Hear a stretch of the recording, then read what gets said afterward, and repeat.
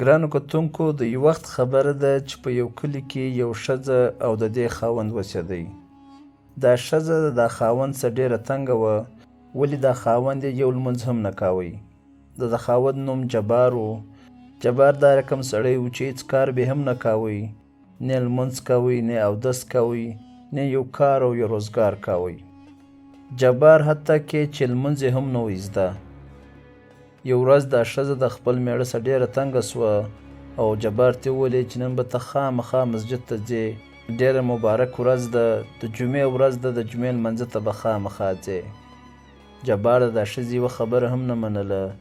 آخر دا ښځې د ځان سره سوچ وکړ، ته راسه جبار ته لږ لالچ ورکړه، کیدای شي دی بیا مسجد ته ولاړ شي. نو دا ښځې خپل میړه ته وویلې چې جباره که چیرې ته نن مسجد ته ولاړې، زه به تا له داسې ناولده شی پوخ کړم چې تا به په ژوند کې هم نه یې خوړلی. جبار ورته وویل ټیک دی، زه مسجد ته ځم، د مسجده څخه راسم تا به دا شی پخ کړي. دا څنګه ناولده شی دی چې ما درننه نه دی خوړلی. جبار د مسجد په خوا روان سو. د خپل د کور دیواله سره چې روان و، د ده د کور په دیواله کې یو سروی و. د راسرویسه د جبار ټول کور ښکاره کېدی. جبار د راسرویسه خپل کور ته وکتل او صدقه یې خپل کور ته کتل چې د ده ښځه د لپاره چش پخوي. لږ ساعت بعد دا ښځه په کور کې وګرځېده او دوې هګۍ یې پیدا کړې او هغه یې پر اور کښېږدې. جبار دالت ته ولاړ چې د جومات ټیم ختم سو، واپس د کور په خوا روان سو او کور ته راورسېدی، پر کټ باندې کښېنستی. دا ښځې ورته وویلې چې جباره ته ما ته راوښیه، ما به تا له چش پخ کړي. جبار ورته وویل زه خو نه یم خبر چې هر څه دې پخ کړي دي، ناولده شی به دې پخ کړي، تا ما ته وختي هم ویلي وو، راوایخله چې زه یې وخورم. خو بهرحال بیا هم جبار ښځې دا پوښتنه جنګوله چې ته ما ته راوښیه، بار بار یې اصرار کوی. اخر جبار له ډېره غوسه ورله او ورته ویې ویلې چې هغه دوې هګۍ چې دې پخ کړي دي هغه راواخه، تا به نو ما له چش پخ کړي وي. د جبار ښځې هغه دوې هګۍ راواخیستې او جبار مخ ته یې کښېږدولې. جبار وخوړې. څو ورځې په مابینځ کې تېرې سوې. د جبار ښځې ټول کلی خبر کړي چې زما میړه ډېر بزرګ سړی دی، دی داسې مسجد ته ولاړی او ما د ده دپاره دوې هګۍ پخې کړې، دی چې مسجد ته رالی او ما ته د خپلو وویلې چې هغه دوې هګۍ راواخله. د هغه خبره په کلي کې ډېره مشهوره سوه. جبار د هر چا پر زبان باندې رالی چې جبار ډېر زیات بزرګ سړی دی، جبار پټې معلوموي.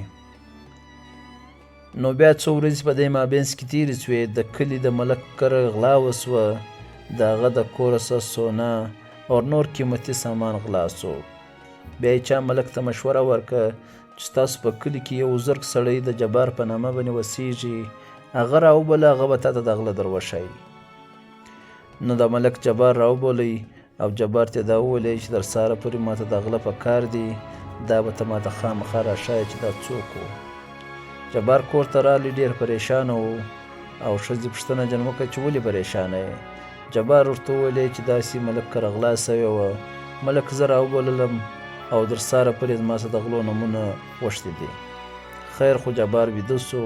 سهار وختي د جبار پر دروازه باندې دوه کسان ولاړ دي او په لاس کې غوټې دي او جبار ته هغه ور حواله کړې او د جبار یې معافي واخیسته چې ته خو ډېر بزرګ سړی، هسې نه یې سبا زموږ نومونه ور واخلې، موږ سره ډېره غټه غلطي سوې ده چې موږ دا غلا کړې ده، موږ شناخته خلک یې، د ملک تر مخ ځان شرمول نه غواړو، لهذا دا سامان واخله او موږ معاف کړه، زموږ نومونه مو ورښایه.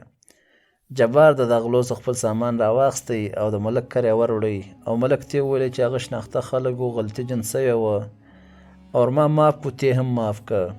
ملک ډېر زیات خوشحاله سو چې د کور څخه کوم غلا سامان و هغه واپس رالی.